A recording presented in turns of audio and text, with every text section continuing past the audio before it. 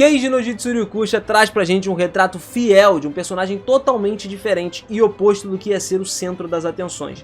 O Cid, desde que veio pra esse mundo, tá se juntando aos Shadowsgarden aí em busca de acabar com o culto dos Diabolos, e dessa vez ele conseguiu derrubar um dos pilares da organização, e de quebra ainda destruiu a bruxa da calamidade Aurora, a mulher mais forte da história, mais poderosa de todo esse mundo, que poderia esmagar alguém como Cid com uma mão amarrada nas costas. Imagina o poder dessa mulher. Vamos descobrir como é que isso aconteceu? Então vem comigo, vamos nessa.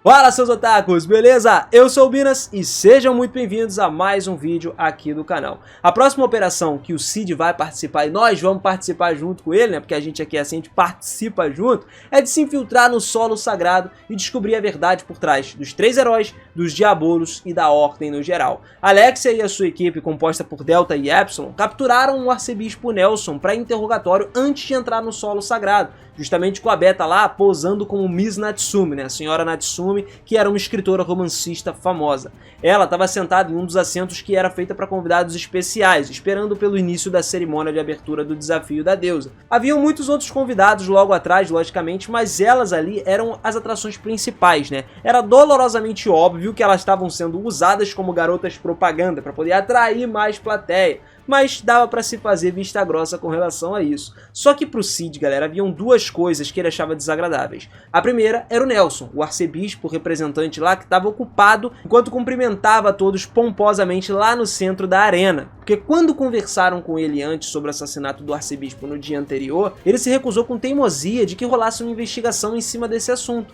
Tudo começou quando o Nelson falou algumas bobagens aí sobre a inspeção já ter sido cancelada, porque o assunto já tinha morrido, já tinham esquecido. A Alexia tinha respondido que aquilo estava tornando a investigação ainda mais necessária. Pô, se os caras esqueceram e deixaram pra lá, pô, eles precisam investigar pra saber realmente o que aconteceu. O Nelson então insistiu que ela precisava fazer com que seu pedido fosse aprovado de novo se ela quisesse conduzir essa inspeção. Dito isso, a Alexia sabia que estava agindo como uma representante do seu país, por isso ela não poderia forçar demais a barra, porque os ensinamentos sagrados não eram praticados apenas no reino Midgar, mas em todas as nações próximas também. Se ela tentasse pressionar um pouco mais do assunto, era capaz de receber represália de todos os outros países vizinhos, sem contar da perda do apoio da população também. Isso porque, galera, a religião é uma aliada útil, mas como inimiga, ela era um incômodo absoluto naquele lugar. Então ela olhou para o arcebispo representante, né, o Nelson, enquanto ela estava lá jovialmente continuando dando seu discurso no meio da plateia, e ela percebeu que a morte do arcebispo não foi reportada ao público.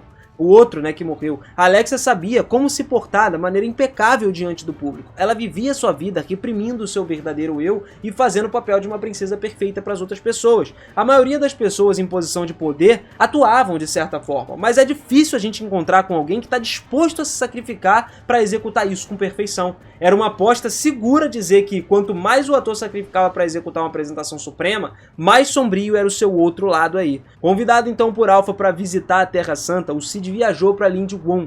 Então lá, junto com a Rose, onde acreditava que era o braço direito do Diabolo estava selado, ao chegar o menino se encontrou com a romancista Natsumi, né, com o seu pseudônimo de Beta aí, que escreveu muitas peças de literatura que ele, né, o Cid contou para ela da sua vida anterior, pro desgosto dele novamente, a princesa Alexia, que estava investigando a igreja, bem como a Epsilon também, depois de descartar, sem saber aí quem era o assassino da Ordem de fato. Após os encontros, o Cid observou inicialmente o julgamento da deusa da plateia, antes de inesperadamente ser chamado pelo seu nome, forçando ele a participar do show. O Cid nessa hora ainda pensou em três possibilidades diferentes. A opção 1 era, ele podia desistir e sair de lá da luta, né? Porque nada aconteceria, a sua posição como um ninguém estaria segura, só que caso um guerreiro superpoderoso aparecesse, ele correria o risco de ter os seus poderes descobertos. A opção 2 era meter o pé dali mais uma vez, já que ele era apenas um Zé Ninguém da academia para os Cavaleiros Negros, afinal, e ninguém sabe como ele se parece, então seria moleza para ele fugir,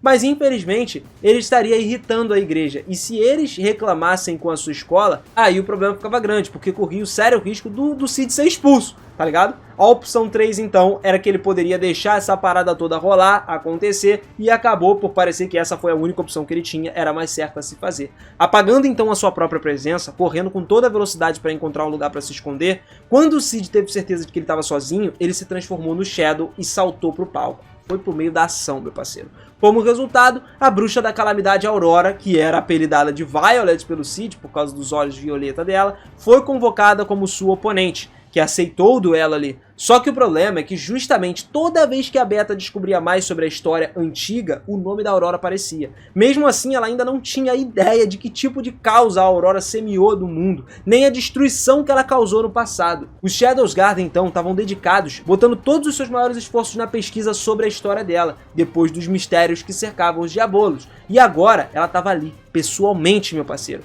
Era uma descoberta avassaladora, irmão. A Beta, então, puxou o seu caderno de anotações no espaço, né, que estava entre o decote dela, e começou a desenhar um esboço rápido da Aurora. Então ela desenhou o Shadow, que estava lá prestes a enfrentá-la. A Aurora, galera, a bruxa da calamidade, era resiliente o suficiente para fazer o seu nome ficar marcado na história. Porra, já viu que a mina não é pouca coisa não. E se a batalha contra esse inimigo cansasse o Cid, né, o seu mestre, os paladinos poderiam se aproveitar dessa oportunidade para acabar com ele. Ela é a mulher mais poderosa da história e foi dito que pode esmagar alguém como o Cid com uma mão amarrada atrás das costas tranquilamente.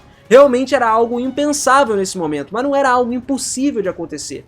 Além disso, o tempo suficiente se passou para que a Beta tivesse a ideia sobre o plano que o Shadow estava bolando. Ele tinha mencionado antes algo sobre libertar as memórias adormecidas do santuário, então para isso ele precisava invocar a Aurora, devido a ela ter alguns méritos em fazer isso. Se o seu mestre julgava que a Aurora era a chave para tudo que acontecia, a Beta pretendia seguir a sua liderança a todo custo. Ela então deu um sinal tocando na pinta na sua bochecha, né, um sinal que indicava uma mudança de planos, e espreitando-se em algum lugar da área, a Epsilon provavelmente percebeu o sinal. Mas mesmo que não tivesse percebido, convenhamos, galera, a Beta tinha confiança plena de que a Epsilon agiria de maneira apropriada e não ia cagar o negócio todo. No fim, com um ar de relutância aparente, a batalha começou. Enquanto estava diante de uma mulher de olhos violeta, o Cid cerrou os seus dentes por trás da máscara, e ela também estava sorrindo, a Aurora. Não tinha dúvidas de que os dois estavam sentindo uma sensação pura de euforia durante esse duelo aí. Nesse momento, o Cid declarou que pra ele uma batalha era como se fosse uma conversa. Porque se você parar pra pensar, cara, tem até uma certa verdade nisso. Um tremor na ponta da espada, uma mudança de olhar, uma posição dos pés, tinha todo um sentido para ser encontrado em todas essas coisas minuciosas durante uma batalha. E buscar esses sentidos e descobrir qual era a melhor maneira de lidar com eles era o que se tratava de uma luta. Não é um exagero dizer que os mais habilidosos em combate têm o poder de perceber o propósito nas menores ações e preparar uma resposta superior ao seu inimigo. Com a habilidade de comunicação mais forte, né, mais avançada, você pode antecipar muito mais à frente do seu oponente, cara, permitindo que responda de maneira apropriada, o que eles podem supor antes, e aí acaba que vocês ficam numa sequência, né, de ação e reação ali infinita, são trocas infinitas. Por outro lado, se suas habilidades de conversa são fracas, ou se a diferença entre você e o seu oponente são grande demais, não seria capaz de conseguir nem que um diálogo se iniciasse. Um lado, ou até os dois lados, iriam agir por impulso até que a luta acabasse rapidamente. Isso não seria uma conversa, nem mesmo um processo, apenas um resultado final, sem nenhum embasamento. Na plena opinião, então, do Cid, se planeja ter uma discussão, você pode também ir lá em frente e decidir essa luta com um jogo de pedra, papel e tesoura. É muito mais fácil, né não? A Delta, inclusive, fala que nas regras dela fazem com que a pedra dê uma surra sinistra no papel e na tesoura. Dito isso, dificilmente o Cid estaria numa disposição ali para conseguir falar alguma coisa. Só que faz muito tempo que teve algo que parecesse com uma conversa de fato para ele. Diferente de Delta, entretanto, o Cid pelo menos tentava se comunicar. O problema é o seguinte, é que sempre que ele tentava, ele terminava jogando a pedra e esmagando o rosto do seu inimigo, ou seja, não adiantava. Na batalha ele sempre esmagava todos os inimigos se ele entrasse mesmo querendo diálogo. Ele era um lutador impecável. E por isso que essa mulher que estava na frente dele era que deixava ele cada vez mais animado, porque ele simplesmente tinha muito tempo que ele não tinha sentido isso. Ela observava muito a ponta da espada, o olhar, o jogo de pés. Enquanto ela fingia sorrir despreocupadamente, ela observava cada movimento sutil que o Cid fazia. No instante seguinte, então, com um salto para trás com o impulso da perna que estava mais à frente, algo parecido com uma lança saiu do chão, irrompendo ele e atacando o Cid da onde ele estava, fazendo ele recuar meio passo. E ficou surpreso, porque ele não imaginava que o ataque fosse vir do chão do nada. Só que não parava por aí não, galera. A lança vermelha ainda se dividiu em duas, disparando em duas direções diferentes dos dois lados do Cid. Só que o Cid não é um cara que se desespera facilmente. O primeiro passo era observar. A ideia era julgar a velocidade, a mobilidade e a capacidade destrutiva das armas do inimigo. Por esse motivo, ele simplesmente se esquivou da lança da esquerda e bloqueou a da direita com a sua katana. Só que, cara, adivinha só, o impacto dessa que ele bloqueou foi forte o suficiente pra matar alguém. Não que ele morreu, tá? Ele não morreu, não. Mas a lança da qual ele se esquivou ainda também continuou a se dividir. E tinha provavelmente 1000 fios vermelhos agora, e todos pareciam tão afiados quanto agulhas pra furar o Cid. Reunindo magia na lâmina foi a saída do Cid então para derrubar todos com o corte da lâmina ali, obliterando a lança vermelha por completo. Eles ficaram se encarando mais uma vez, o Cid e a Aurora, um tempinho depois disso. O Cid anunciou que sabia como essa batalha iria terminar, e provavelmente a Aurora também sabia disso. Mas de repente, o silêncio foi quebrado quando uma série de lanças tão espessas quanto troncos de árvores atacaram o Cid. E o Cid foi capaz de se esquivar das maiores, mas elas podiam, de alguma forma, mano, mudar as suas formas, se transformar em tentáculos, continuar atacando, tentando perfurar como lanças, envolver como fios, morder como se estivesse atrás da sua presa. Essa era a forma com que a Aurora gostava de lutar, um jogo letal, unilateral, com tentáculos que mudavam de forma a qualquer momento. E cara, o Cid continuava observando ainda assim, e enquanto ele assistia como ela operava os equipamentos, ele refinava os seus movimentos. E ao fazer isso, era capaz de remover quaisquer movimentos desnecessários ao se esquivar das lanças. Um passo completo se tornava meio passo, e simplesmente 2 movimentos se tornavam um movimento. Mesmo que ele se esquivasse nesse momento, ele ainda não podia vencer. Só que galera, a esquiva é o primeiro passo necessário para o contra-ataque. Em outras palavras, quanto menos ele tiver que se mover para se esquivar, mais rápido o Cid ia conseguir contra-atacar. Embora desse para perceber que o Shadow estava sendo pressionado pelos ataques da Aurora, ele ainda não tinha tentado atacar. Ele estava apenas observando e analisando todos os golpes diferentes, pegando, né, toda a movimentação. A Aurora era alguém forte, sem sombra de dúvidas. Ela era poderosa o suficiente para dar ao Shadow uma luta decente no final das contas. Mas aquelas lanças vermelhas ainda não tinham nem encostado nele uma vez sequer. E em cada momento, a Alexa, que estava do lado de fora da batalha, pensava que tudo já tinha chegado no seu ápice ali. Só que as coisas eram reescritas e o ápice ainda maior da luta chegava. Então ela se lembrou do que o mentor dela disse, que os verdadeiros fortes são aqueles capazes de levar os seus oponentes para um beco sem saída apenas usando a defesa. Cara, essa luta era um exemplo perfeito disso para ela. Com um único passo, então, o Cid foi direto até a frente da Aurora e em certo momento uma foice apareceu nas mãos delas, da qual ela tacou em direção ao Cid, né, cortando ele. E enquanto ele conseguiu evitar esse golpe com a katana, o Cid chutou a perna dela. Uma espada de slime que se estendeu da ponta do pé dele, ele perfurou a Aurora. E olha que engraçado, até hoje, o Cid só usou essa habilidade aí como uma apresentação, simplesmente para quando ele quisesse ser mais teatral, sacou? Só que essa era uma habilidade inestimável contra inimigos fortes, porque, mano, era inevitável que eles perdessem o equilíbrio. Por um momento, então, a Aurora parou de se mover, e aí era tudo que o Cid precisava, era a chance dele. A Aurora sorriu, aceitando o resultado, e à medida que o sangue jorrava ao ar, ele sussurrou, uma voz baixinha no ouvido dela, algo que somente a Violet poderia ouvir.